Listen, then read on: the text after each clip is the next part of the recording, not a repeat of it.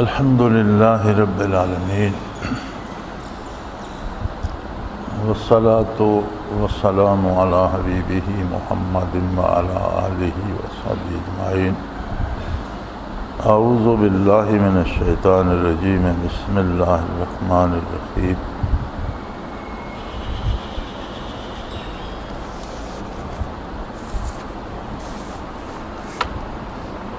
منازل تصوف میں بھی ایک بہت بڑی عجیب بات یہ ہے کہ جس طرح آسمان زمین کو محیط ہے، اسی طرح عرش الہی آسمانوں کو محیط ہے، اسی طرح عالم امر عرش کو محیط ہے۔ تو مراقبات میں نے کل عرض کیا تھا کہ احدیہ تک رسائی عام بات نہیں ہے، بہت بڑی بات ہے کہ اتنی قوت روح میں آ جائے اور پھر اسے کوئی راستہ بھی مل جائے اور راہبر بھی مل جائے۔ روح کو اگر قوت پرواز ملتی ہے تو اسے کھینچ کر وہاں تک یا اس راستے پر لے جانا پڑتا ہے۔ اگر وہ سیدھی نہ جائے یا دائیں بائیں ہو جائے تو پھر اسی فضا میں گھومتی رہے گی۔ اسی طرح احدیت محیط ہے گردا گرد سے اور وسیع مقام ہے، تو وہاں بھی دو باتیں چاہیے۔ ایک تو مجاہدہ چاہیے، محنت چاہیے، اعمال میں اتباع شریعت چاہیے، غذا میں اکل حلال چاہیے، کلوا من الطیبات واعملوا صالحا، پاکیزہ چیزیں کھاؤ۔ حلال پر بھی ایک پابندی ہے کہ حلال کما کر لائیں تو اس میں ناپاک شامل نہ ہونے دیں، اسے ناپاک نہ ہونے دیں۔ کلوا من الطیبات، حلال بھی ہو پاکیزہ بھی ہو۔ تو ایک چیز حلال ہی نہ ہو تو وہ تو پاکیزہ نہیں ہو سکتی۔ بنیادی طور پر رزق حلال ہو اور پھر اسے ناپاکی سے بھی بچایا جائے، پاکیزہ ہو۔ وَاعْمَلُوا صالحا، اور اعمال صالح ہوں، نیک ہوں۔ یہ غذا حلال ہو، پاکیزہ ہو اور اعمال نیک ہوں، تو ان دو الفاظ نے انسانی زندگی کے پورے کردار کو سمو لیا۔ جتنے اعمال وہ کرتا ہے وہ سارے اس میں آ جاتے ہیں۔ حصول رزق کے ذرائع ہیں، جتنا عمل ہم کرتے ہیں، مزدوری کرتے ہیں، کام کاج کرتے ہیں، لین دین کرتے ہیں، معاملات کرتے ہیں، تو معاملات میں خرابی ہو تو نتیجہ رزق کی خرابی میں آتا ہے۔ اسی طرح علم غلم جہاں سے مل جائے، جس کا مال مل جائے کھا لیا جائے تو یہ درست نہیں۔ یعنی دو الفاظ اتنے جامع ہیں کہ زندگی کے سارے معمولات ان میں آ جاتے ہیں۔ تو یہی بنیاد بنتے ہیں روحانی ترقی کی۔ تو مجھے یاد ہے کہ 4-5 ساتھی ہوا کرتے تھے، ان میں وہاں کے مقامی ساتھی 2-3 جو تھے، ان کے ساتھ کچھ نہ کچھ معاملات دنیاوی ایسے تھے کہ کوئی نہ کوئی شور شرابہ، تاریخیں، عدالتیں چلتی رہتی تھیں۔ تو ایک شام ہم نے حضرت رحمۃ اللہ علیہ کے ساتھ مل کر ذکر کیا، اور ذکر کے بعد جب فارغ ہوئے تو حضرت فرمانے لگے کہ بے پناہ نحوست تھی، پتہ نہیں یہ کہاں سے آ گئی، اور بڑی تکلیف ہوئی اور بے مزہ ہوئے ذکر میں۔ تو خیر بات آئی گئی ہوگی، چونکہ مغرب پڑھ کے ذکر شروع ہوتا تھا اور ختم ہوا، دعا ہوئی تو عشاء کا وقت ہو چکا ہوتا تھا۔ حضرت نماز پڑھاتے اور اندر تشریف لے جاتے، تو وہ ساتھی رہ گئے تو ہنس رہے تھے، تو میں نے کہا کیوں ہنس رہے ہو؟ کہنے لگے یار آج ہم گئے ہوئے تھے، عدالت میں تاریخ تھی میاں والی، تو دن کو کھانا شانا ہوٹلوں سے کھایا اور بسوں میں سفر کیا، لوگوں سے گپ شپ لگائی، تو حضرت فرما رہے تھے پتہ نہیں نحوستیں کہاں سے آ گئیں، تو ہم سوچ رہے تھے کہ کہیں پکڑے نہ جائیں، حضرت کو نہیں پتہ ہم کہاں تھے۔ یعنی وہ جو معمولات ہم کرتے ہیں یا جو ملتے جلتے ہیں لوگوں سے یا کھاتے پیتے ہیں، تو اس کا اتنا اثر آتا ہے کہ وہ محسوس فرمایا حضرت نے بھی، اور انہیں تو نہیں پتہ تھا کہ یہ لوگ کہاں تھے کہاں سے آئے، لیکن وہ اثرات محسوس کیے اور شکوہ بھی کیا کہ یہ پتہ نہیں کہاں سے نوست کہاں سے آ گئی ہے، بڑا تماشا بن گیا۔ تو ان دو احکام نے کلوا من الطیبات، اور یہ آیہ کریمہ ہے یا ایھا الرسل کلوا من الطیبات، یعنی حکم کی اہمیت واضح کرنے کے لیے انبیاء اور رسل کو خطاب کیا جاتا ہے، ورنہ انبیاء اور رسل تو معصوم ہوتے ہیں اور ہمیشہ اطاعت الہی کرتے ہیں، تو جو حکم انبیاء اور رسل کو دیا جاتا ہے اس کی اہمیت واضح ہوتی ہے کہ اس سے استثناء کسی کو نہیں۔ جب اللہ کے نبی اور رسول کو حکم دیا جا رہا ہے ایسا کرنے کا، تو دوسرا کون ہے جو ایسا نہ کرے اور پھر وہ کامیابی پا سکے؟ تو یہ عمل جو ہے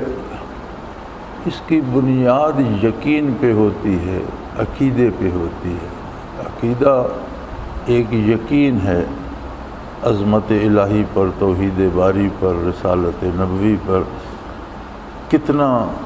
محکم یقین ہے، کتنا مستحکم یقین ہے، کتنی گہرائی ہے ہمارے یقین میں، اسی کو ایمان کہتے ہیں۔ اور ایمان ہی انسان کا سبب بنتا ہے عمل کا۔ تو عمل میں صلاحیت ہوگی، انسانی کردار کو دیکھا جائے تو جو بندہ جو عمل کرتا ہے اس کے پاس اس کا جواز ہوتا ہے۔ انسان کے اپنے اندر بھی ایک جج بیٹھا ہے اور وہ فیصلے کرتا رہتا ہے کہ یہ ٹھیک ہے، مجھے یہ کرنا ہے، لیکن دنیا میں جو کچھ ہو رہا ہے، بہت سے لوگ ایک کام کی مخالفت کرتے ہیں لیکن ایک آدمی وہ کام کر رہا ہوتا ہے، حکمران ایک کام کر رہے ہوتے ہیں اور ساری رعیت اس کے خلاف چیخ رہی ہوتی ہے، لیکن اپنے طور پر وہ سمجھتے ہیں کہ جو ہم کر رہے ہیں یہ صحیح ہے اور جو احتجاج ہو رہا ہے یہ غلط ہے۔ ہر آدمی اسی طرح دنیا میں اب امریکہ کے خلاف ساری دنیا چلا رہی ہے، لیکن وہ یہ سمجھتا ہے جو میں کر رہا ہوں یہ صحیح ہے، جو لوگ شور کر رہے ہیں یہ غلط ہے۔ ہر آدمی جو کر رہا ہوتا ہے وہ اپنی طرف سے اسے درست قرار دے کر رہا ہوتا ہے۔ تو اس طرح تو صلاحیت کا معیار مقرر نہیں ہو سکتا۔ ہر آدمی کی رائے پہ اگر رکھا جائے تو صلاحیت کا معیار ہے محمد الرسول اللہ صلی اللہ علیہ وآلہ وسلم کی ذات کریم۔ آپ نے جو کیا، جو کرنے کا حکم دیا، جس چیز کو پسند فرمایا وہ صالح ہے، جس سے آپ صلی اللہ علیہ وسلم نے روک دیا یا جس چیز کو، جس کام کو ناپسند فرمایا وہ غیر صالح ہے۔ عند اللہ صلاحیت کا معیار آپ صلی اللہ علیہ وسلم کی ذات ہے، میری اور آپ کی پسند نہیں ہے، حکمرانوں کی یا عوام کی پسند نہیں ہے، کسی بڑے یا چھوٹے کی پسند کی بات نہیں ہے، معیار ہے نبی کریم صلی اللہ علیہ وسلم کا ارشاد عالی اور آپ کی پسند۔ تو اس طرح سے گویا ہمارے روزمرہ کے دن بھر کے معمولات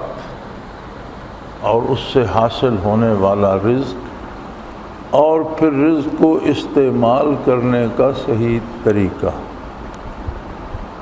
کہ وہ ناپاک نہ ہو۔ حضرت رحمۃ اللہ تعالی فرمایا کرتے تھے کہ لنگر مخدوم جاتے ہوئے ایک گاؤں راستے میں آتا ہے، اور وہ زمانہ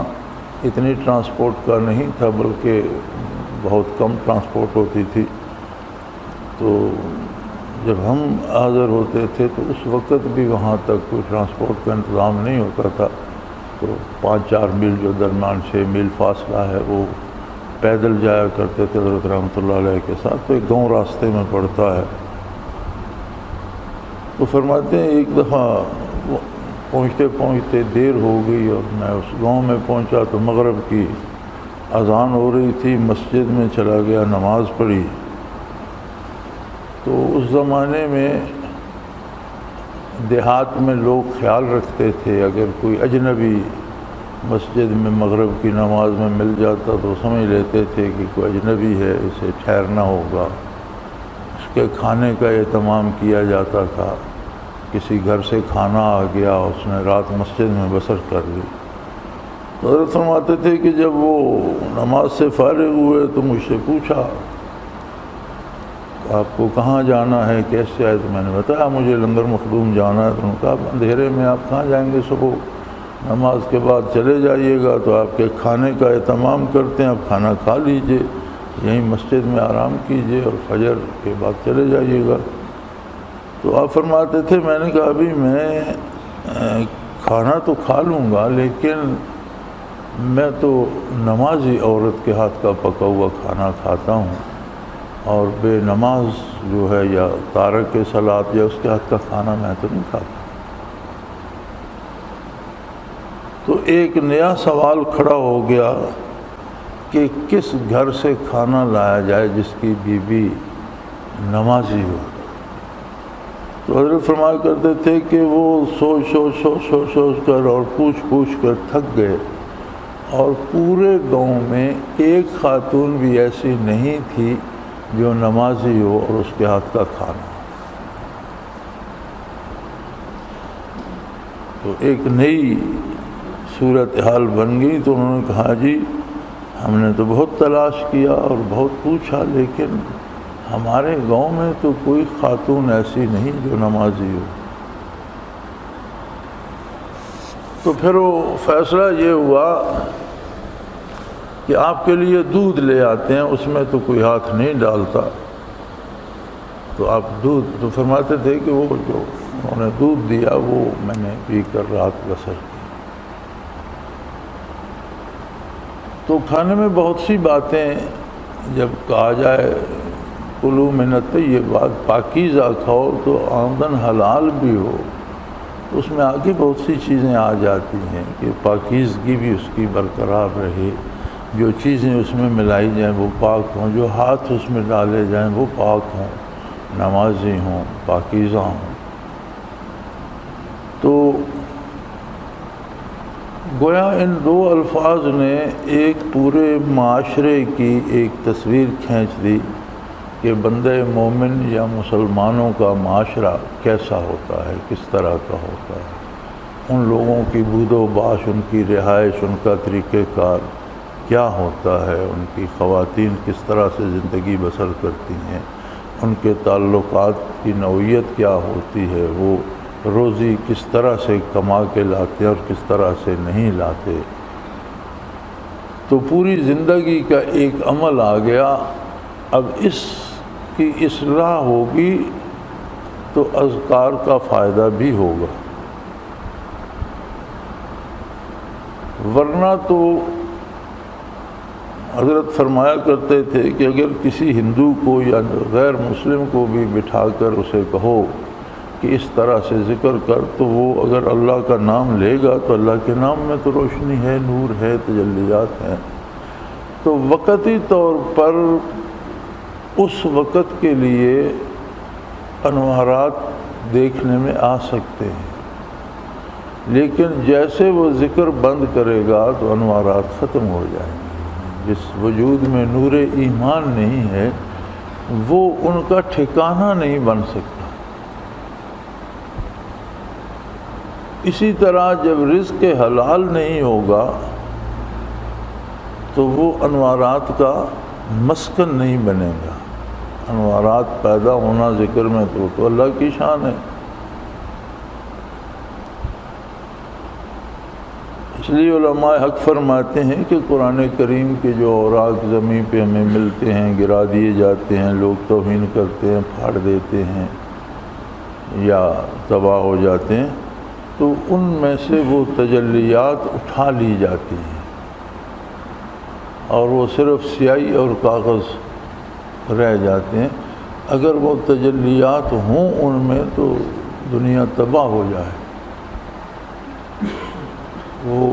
مخلوق کی اور زمین کی تباہی کا سبب بن سکتے ہیں۔ اس لیے اللہ کریم ان میں سے انوارات اٹھا لیتے ہیں اور صرف سیاہی اور حروف اور کاغذ رہ جاتا ہے۔ تو عمل کی اصلاح نہ ہو، رزق حلال نہ ہو، پھر تو ساری محنت ایک طرح سے مشقت بن جاتی ہے کہ بندہ کرتا رہتا ہے، جب چھوڑ دیا بس کیا تو ختم ہو گیا۔ وجود کو انوارات کا مسکن بننا چاہیے، نس نس میں انوارات بس جائیں،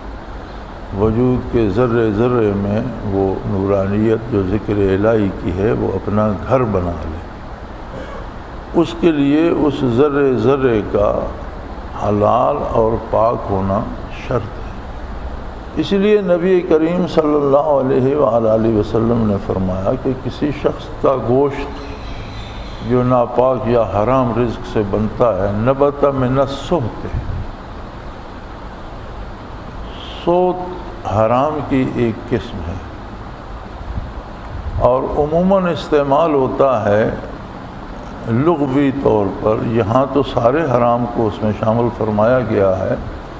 لغوی طور پر سحت کا لفظ استعمال ہوتا ہے کہ آدمی جس کام کی اجرت لے رہا ہے، تنخواہ لے رہا ہے، وہ کام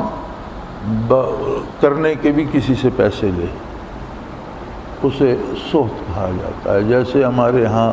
دفتری لوگ رشوت لیتے ہیں، کام کر دیتے ہیں، حالانکہ کام کرنے ہی کی وہ تنخواہ لے رہے ہوتے ہیں۔ اب جو جس جگہ بیٹھا ہے وہاں اسی دفتر میں وہ کام کرنے کی تنخواہ لے رہا ہے، لیکن مزید کوئی آدمی آ جائے، کسی کا کام ہو تو اس سے پیسے لے کر اس کا کام کرتا ہے، تو اسے سحت کہا جاتا ہے۔ یعنی ناروا آمدنی، ناجائز آمدنی، ظلم سے لیے گئے پیسے، زیادتی سے لیے گئے پیسے، کسی کی مجبوری سے ناجائز طور پر اس کا مال لیا گیا۔ تو یہاں ارشاد نبوی میں یہ ہر طرح کے حرام کو محیط ہے، اور فرمایا کہ بدن کا وہ حصہ جو ناروا آمدنی سے، ناجائز آمدنی سے بنے گا، نبت من السحت، جب آدمی رزق کھاتا ہے تو وہ تو وجود کا حصہ بنتا ہے، اور یہ بہت بھاری جرم ہے۔ کفر و شرک بہت بڑا جرم ہے۔ ان الشرک لظلم عظیم، بہت بڑا ظلم ہے، بہت بڑی ناروا بات ہے۔ لیکن شرک بھی طاری ہوتا ہے، ساری نہیں ہوتا، وجود پہ چھا جاتا ہے، وجود کے ذرے ذرے پہ چھا جاتا ہے، لیکن وہ طاری ہوتا ہے۔ جب بھی اللہ نے کسی کو توفیق بخشی اور اس نے کلمہ شہادت یا کلمہ توحید پڑھ لیا، مسلمان ہو گیا، تو سارا شرک جو ہے وہ رفع ہو گیا، ختم ہو گیا۔ لیکن حرام کا رزق جو ہے، یا اکل حرام یا ناپاک کھانا، یہ طاری نہیں ہوتا، یہ ساری ہوتا ہے، وجود کے اندر اس کا حصہ بن جاتا ہے، خون میں، گوشت میں، ہڈیوں میں، وہ ان کا حصہ بن جاتا ہے، جزو بن جاتا ہے۔ تو اگر کوئی ایسا گوشت لے کر میدان حشر میں پہنچا اور اس کی نجات بھی ہو گئی، تو حضور فرماتے ہیں کہ وہ گوشت جنت میں نہیں جائے گا، النار اولی بہ، اس کا مقام جہنم کی آگ ہی ہے، اسے جہنم میں رہ کر جل کر وہ گوشت اس کا جلایا جائے گا، اور پھر اللہ کریم اسے نیا گوشت، نیا وجود دیں گے جنت میں جانے کے لیے۔ اسی طرح ایک حدیث شریف میں ملتا ہے کہ ایک شخص بڑے دور دراز سے آتا ہے بیت اللہ شریف میں، اور اس پہ سفر کی گرد پڑی ہوئی ہے، کپڑے گردآلود ہیں، بال پریشان ہیں، اور بڑے درد سے وہ پکارتا ہے لبیک اللہم لبیک، تو حضور فرماتے ہیں کہ اس لبیک کا جواب نہیں آتا، اللہ کریم قبول نہیں فرماتے۔ تو اس کی کہ یا رسول اللہ اتنا سفر کرتا ہے اور اتنے درد سے پکارتا ہے تو اللہ کریم کیوں قبول نہیں فرماتے؟ فرمایا اس لیے کہ اس کا رزق حلال نہیں ہوتا، وہ وسائل جائز نہیں ہوتے، اخراجات حلال کے نہیں ہوتے جن سے وہ سفر کر کے آتا ہے، اور اس کی غذا حلال کی نہیں ہوتی، اس کا گوشت حرام کا ہوتا ہے، اس کے وسائل ناجائز ہوتے ہیں، اللہ کریم اس کی پرواہ نہیں فرماتا۔ تو ضروری ہے کہ آدمی یہ نہ سمجھے کہ میں اب اللہ اللہ کرتا ہوں تو میں بہت پارسا ہو گیا ہوں، بلکہ پارسائی ضروری ہے اللہ اللہ کے لیے۔ پارسائی اختیار کرنا، پارسائی کیا ہے؟ اتباع رسالت پناہی ہے، نبی کریم صلی اللہ علیہ وسلم کا اتباع ہے، شریعت پر عمل ہے، اپنے جائز حقوق حاصل کرنا اور دوسروں کے حقوق ادا کرنا، معاشرے میں امن سکون اور آبرو کا بحال کرنا، اور اپنے حقوق تو بندہ معاف بھی کر سکتا ہے، اللہ نے اسے اختیار دیا ہے، لیکن دوسروں کے حقوق اس کے اختیار میں نہیں ہیں، انہیں ادا کرنے کی پوری کوشش کرنا۔ تو بنیادی طور پر ہر صوفی کو یہ ضروری ہوتا ہے کہ بنیادی طور پر اپنے ہر کام میں وہ اپنی پوری کوشش اتباع شریعت کے لیے کرے، اور اس کے بعد جب اسے ذکر نصیب ہوتا ہے اور توجہ نصیب ہوتی ہے تو روح میں قوت پرواز پیدا ہوتی ہے۔ تو میں عرض یہ کرنا چاہتا تھا کہ روح اگر مقام احدیت پر پہنچ بھی گئی تو وہ محتاج ہے دو باتوں کی۔ ایک تو کوئی اسے راستہ دکھائے کہ اس دائرے کو عبور کرنے کا راستہ یوں ہے۔ اب سیدھا راستہ تو اسے، اگر وہ سیدھا اوپر جاتا ہے تو وہ اسے طے کر لے گا، لیکن وہ کوئی سیدھا لے جانے والا ہو، صرف رہنما نہ ہو، راہبر ہو، یعنی صرف راستہ دکھائے نہیں، رہنمائی ہوتی ہے یہاں سے کھڑے ہو کر بتا دیں کہ وہ راستہ ہے، راہبری ہوتی ہے کہ اس کا ہاتھ پکڑ لیا جائے اور ساتھ چلایا جائے۔ تو اسے راہبر کی ضرورت ہوتی ہے کہ کوئی ایسا شیخ میسر آئے جو اسے لے کر سیدھا آگے چلتا جائے، اور اگر وہ ذرا سا اس کی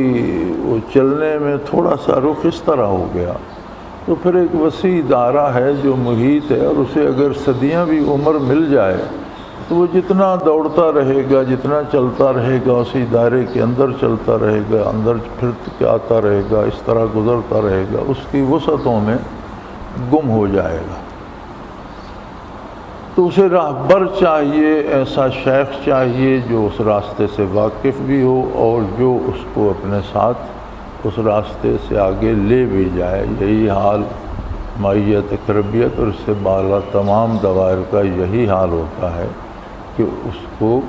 اس راستے پہ لے کے چلا جائے۔ اور اس میں صوفیوں میں ایک یہ بڑا سوال ہے جی، مجاذیب ہوتے ہیں، مجذوب ہو جاتے ہیں لوگ، تو کچھ لوگ تو جو پیدائشی پاگل ہوتے ہیں یا کسی مرض سے پاگل ہو جاتے ہیں انہیں مجذوب سمجھ لیا جاتا ہے، یہ درست نہیں ہے، ہر پاگل مجذوب نہیں ہوتا۔ جذب وارد ہوتا ہے ان لوگوں پر جو ان برکات اور کیفیات کے حامل ہوتے ہیں، اور بڑی بڑی ہستیوں پر بھی کوئی لمحہ جذب کا آ جاتا ہے۔ نبی ایک ایسی ہستی ہوتی ہے جس پر جذب کبھی نہیں آتا، کیونکہ جذب میں تو حواس نہیں رہتے، اور اگر نبی پر جذب آ جائے تو پوری امت کو گمراہ ہونے کا خطرہ ہوتا ہے کہ جذب میں نہ جانے وہ کیا فرما دے، وہ صحیح نہ ہو، اس لیے نبی پر کبھی جذب نہیں آتا۔ لہذا مجذوب ہونا کمال نہیں ہے بلکہ عدم کمال کی دلیل ہے۔ اور کچھ لوگ مستقل مجذوب ہو جاتے ہیں اور کچھ حضرات پر وقتی طور پر جذب آ جاتا ہے، اور امت مرحومہ میں ایک ہستی ہیں ابو بکر صدیق رضی اللہ تعالی عنہ، جن پر کبھی جذب وارد نہ ہوا، ورنہ سیدنا فاروق اعظم رضی اللہ تعالی عنہ جیسے عظیم انسان پر بھی چند لمحوں کے لیے جذب وارد ہوا۔ جب حضور اکرم صلی اللہ علیہ وسلم کا وصال ہوا اور مسجد نبوی میں اطلاع ہوئی تو حضرت عمر رضی اللہ عنہ نے تلوار کھینچ لی کہ جس نے کہا حضور کا وصال ہو گیا میں اس کی گردن اڑا دوں گا، اور ایک عجیب صورتحال بن گئی۔ لوگ ایک تو حضور کے وصال کا دکھ تھا اور اوپر سے وہ تلوار لیے پھر رہے تھے کہ جس کے منہ سے یہ لفظ نکلا میں اس کی گردن مار دوں گا۔ تو سیدنا ابو بکر صدیق رضی اللہ عنہ نے یہ آیہ کریمہ تلاوت فرمائی، وما محمد الا رسول قد خلت من قبلہ الرسل افإن مات أو قتل انقلبتم على أعقابكم فمن ينقلب على عقبيه فلن يضر الله شيئا وسيجزي الله الشاكرين۔ نبی کریم صلی اللہ علیہ وسلم دنیا سے پردہ فرما چکے ہیں اور اللہ نے یہ پہلے اطلاع دے دی تھی، اور یہ ایک طریق ہے فطرت کا۔ تو سیدنا فاروق اعظم رضی اللہ عنہ خود فرمایا کرتے تھے کہ میں نے یہ آیہ کریمہ ابو بکر صدیق سے سنی اور میں ایسے سمجھ رہا تھا کہ یہ ابھی ابھی مجھے کسی نے بتائی ہے، جیسے ابھی نازل ہوئی ہے، اس کا ہمیں علم ہی نہیں تھا۔ اس طرح سے ہم حواس کھو بیٹھے تھے۔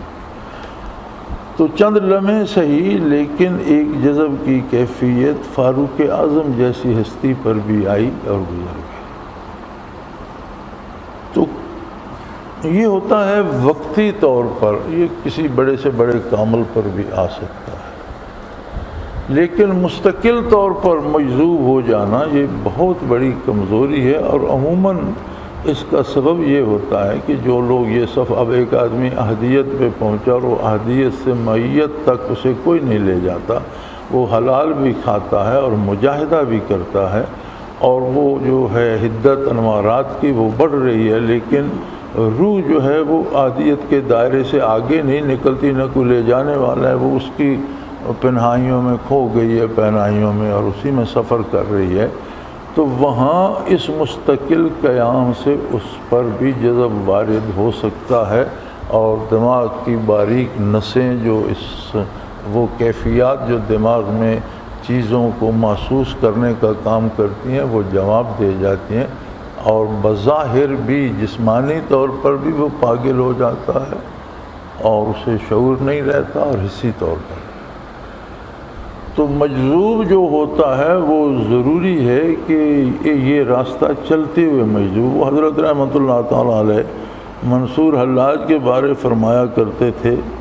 کہ یہ مراقبہ فنا میں تھا، لیکن اسے کوئی شخص نہ ملا جو اس سے آگے لے جاتا۔ اب بقا کے فنا بقا کے دائرے میں، بقا باللہ میں ہر چیز میں، ہر ذرے میں تجلیات باری نظر آتی ہیں۔ وَيَبْقَى وَجْهُ رَبِّكَ ذُو الْجَلَالِ وَالْإِكْرَامِ، کہ ہر چیز جو ہے وہ اس کے آسرے، اس کے قائم رکھنے سے قائم ہے، ہر چیز کو اس نے قائم رکھا ہوا ہے۔ تو بنیادی تو جب وہ اس بقا ہی میں کھو گئے اور اسی دائرے میں چلتے چلتے چلتے، تو انہیں ہر ذرے میں بھی تجلیات نظر آتی تھی، اور انہوں نے آن الحق کا نعرہ لگا دیا۔ تو فرماتے تھے اسے کوئی بندہ ملتا جو اسے بقا باللہ سے سالک المجذوبی کے راستے پہ ڈال دیتا تو یہ نعرہ نہ لگاتا، لیکن ایسا بندہ کوئی نہ مل سکا جو اسے اس سے نکالتا، تو اسی میں اس پر جذب وارد ہو گیا۔ تو مجاذیب جو ہوتے ہیں وہ اس شعبے کے لوگ ہوتے ہیں، اس فن کو حاصل کر رہے ہوتے ہیں، اور کسی وجہ سے ایک جگہ پر قیام سے، اور پھر وہ زیادہ محتاط اور محنتی حلال کھانے والے، ذکر کرنے والے، مجاہدہ کرنے والے لوگ ہوتے ہیں، اور اس کی وجہ سے جذب آ جاتا ہے۔ اور جذب کا صرف یہ ہوتا ہے کہ اس میں جذب میں ترقی نہیں ہوتی، نہ انہیں شعور ہوتا ہے۔ ترقی ہوتی تو مجذوب کیوں ہوتے؟ مرفوع القلم ہو جاتے ہیں جب حواس کسی کے بیماری سے ضائع ہو جائیں یا اس جذب سے ضائع ہو جائیں،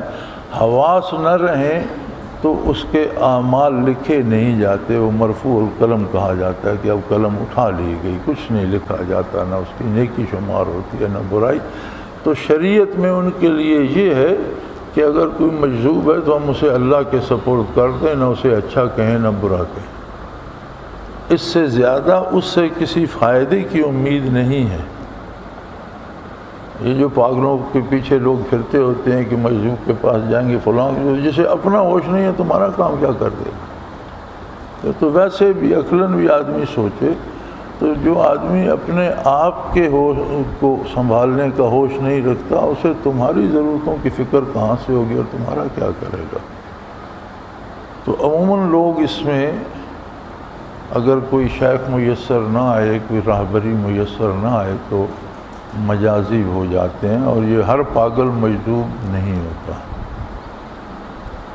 تو یہ طریق جو ہے یا راستہ جو ہے یہ اباحت کا نہیں ہے۔ عموماً آج کل جو کہا جاتا ہے اور جو اعتراض تصوف پہ کیا جاتا ہے وہ یہی ہے کہ یہ لوگ یہ عملی زندگی سے الگ ہو جاتے ہیں، کام نہیں کرتے اور لوگوں کو بھی کام چھڑا دیتے ہیں اور کہتے ہیں جنگلوں میں بیٹھو، یہ کرو وہ کرو، اور ہر ناجائز کام کو بھی جائز سمجھ لیتے ہیں۔ یہ سب فضول ہے اور ناروا اعتراضات ہیں۔ صوفی غیر صوفی سے زیادہ باعمل با کردار مسلمان ہوتا ہے، ہر کام شریعت کے مطابق کرنے کی کوشش کرتا ہے اور ہر کام میں خلوص نیت شامل ہوتا ہے، اور ایک با کردار مسلمان ہوتا ہے، اور زندگی کو ضائع نہیں کرتا بلکہ زندگی کے ایک ایک لمحے کو تعمیر پہ صرف کرتا ہے۔ اور ذکر کی برکت سے عام آدمی کی نسبت دنیاوی امور کا شعور بھی صوفی میں دوسروں سے زیادہ ہوتا ہے، الا یہ کہ کسی پہ کسی لمحے کوئی جذب آ جائے اور اس سے کوئی ایسی بات نکل جائے، ورنہ اور یہ بہت کم ہوتا ہے، بہت کم لوگ ایسے ہوتے ہیں کہ جن میں اتنی تجلیات، اتنے انوارات جمع ہو جائیں کہ وہ کسی لمحے جذب کا سبب بھی بن سکے، یا پھر کمزور ہو تو وہ ویسے پاگل ہو جاتا ہے، وہ بھی بہت کم لوگ ہوتے ہیں۔ تو یہ اس راستے کی ضرورت ہے کہ زندگی کو ایک ایک لمحے کو شمار کر کے استعمال کیا جائے، ضائع نہ کیا جائے۔ ایک جو محاورہ ہے نا، آپ کسی سے پوچھیں کیا ہو رہا ہے جی، وقت پاس کر رہے ہیں، وقت اتنا فالتو ہے کہ آپ اسے گزارنے پہ لگے ہوئے ہیں، اتنا بے قیمت ہے کہ آپ اس سے جان چھڑانا چاہتے ہیں۔ یہ تو اتنا قیمتی ہے کہ جب موت آ جاتی ہے تو آپ ایک لمحہ زندگی خرید نہیں سکتے، نایاب چیز ہے، یہ تو ملتی ہی نہیں، اور اگلے لمحے کیا پتہ صحت ہوگی نہیں ہوگی، اگلے لمحے کیا پتہ نظر ہوگی نہیں ہوگی، اگلے لمحے کیا پتہ ہوش ہوگا نہیں ہوگا۔ تو جو لمحہ ہاتھ میں ہے، لمحہ حال جو ہے، اسے اس طرح خرچ کیا جائے کہ اس پر رضائے باری مرتب ہو۔ اللہ کریم ہماری خطاؤں سے درگزر فرمائے اور ٹوٹی پھوٹی نیکیوں کو قبول فرمائے، ایمان پہ زندہ رکھے، ایمان پہ موت دے اور ایمانداروں کے ساتھ حشر فرمائے۔ وآخر دعوانا الحمدللہ رب العالمین، الحمدللہ رب العالمین والصلاة والسلام۔ اللہم ربنا لا تقتلنا بغضبک ولا تغرقنا بعذابک، انت ولینا فی سفرنا، وصلی اللہ تعالی علی حبیبہ برحمتک یا